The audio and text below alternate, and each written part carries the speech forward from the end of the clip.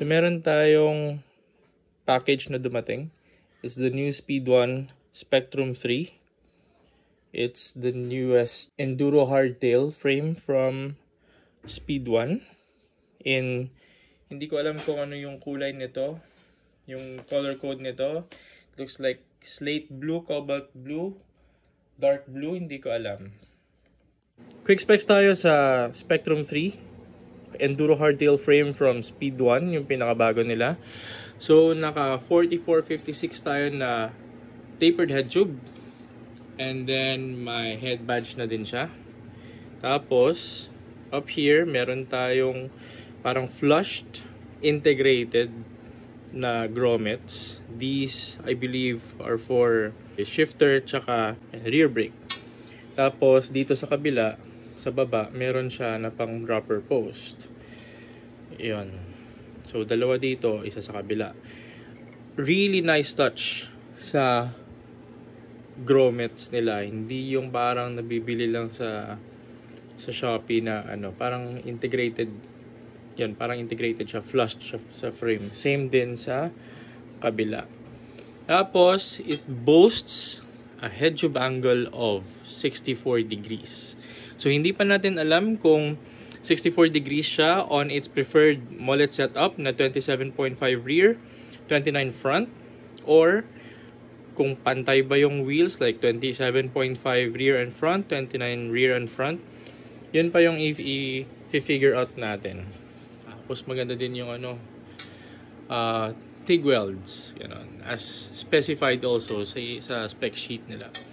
Tapos dito tayo sa sa seat post banda. So, upon purchasing this frame, free na yung seat clamp niya. Yung kasya na seat post sa loob is 31.6. And this, may bridge. May bridge siya. So, yeah, nice touch. Tapos, this can also accommodate yung internal cabling internal cabling na dropper post. Yun. So, yung binili ko is a 31.6 by 125. I'm really hoping nakasya yung 150 since gusto ko na medyo mas mahaba pag nagpapajack. So, ito siya sa down tube. Tapos, ito yung sa BB niya. This is a BSA 73. Basta, yung standard na parang threaded BB natin ngayon. So, yung mga Livio XT, SLX, even XTR natin na mga threaded BB kasya dito. Hopefully, hopefully tama yung sinasabi ko. Basta not DH. Na mga BB. Yung mga mahaba. Basta yung standard lang. Tapos, ito may bridge na din siya sa kanyang seat stay. Chainstay pala. Chainstay. Ayan. Tapos may bridge din siya dito malapit sa brake caliper. So, kung mapapansin natin, itong brake mount niya, it's not the common that we see. It's an IS mount na brake mounting system. I think nakita ko to sa Banshee Paradox. One of the frames that I like also. May Dream frames na hardtail. Tapos ito, lusutan ng hydraulic brake cable. Or brake cable, papunta dito. Yeah. Tapos IS mount siya. So yung IS mount, kukunin ko yung mount. So ito yung binili kong mount. Separately sold to. As of this posting. So parang gaganon siya or gaganon siya, hindi ko pa alam mamaya. Tapos dyan nyo itutungtong yung brake nyo mismo. Yan, dito na siya tutungtong sa taas. Yan. So tapos naka-boost na tayo dito. And by the way, this is a 27.5 plus or 29 yung size. Tapos by the end of this video, ilalagay ko sa video yung spec sheet, yung geometry chart niya, spec sheet ng frame na to. But I think the maximum tire clearance dito for 27.5 is 2.8 maximum tire size.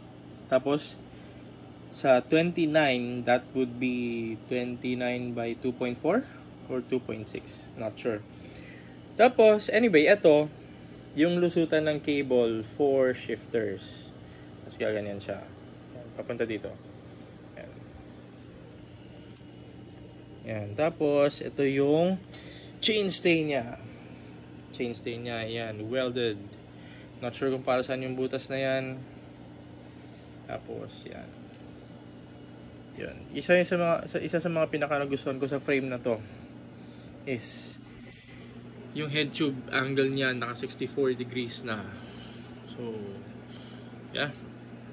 Since slack, longer wheelbase, ganun. So once again, ito yung Speed 1 Spectrum 3 Enduro Hardtail frame, bago ngayon 2024 from Speed 1. Oh, before I forget, ito pala. Ito yung free sa frame, aside sa seat clamp and aside sa boost axle. Yeah. May free na ganito. So, ito, I think, extra drop out. Yeah, extra drop out. Tapos, ito hindi ako sure. I may be wrong, pero baka, ewan ko, pang UDH ba to? Hindi ko alam. Or extra, hindi ko alam. So, yun na, yung naging quick overview natin for the 2024 Speed 1 Spectrum 3 Enduro Hardtail frame. Yan. One of these days, baka ma-assemble na natin to and matest ride natin sa patis. Let's go!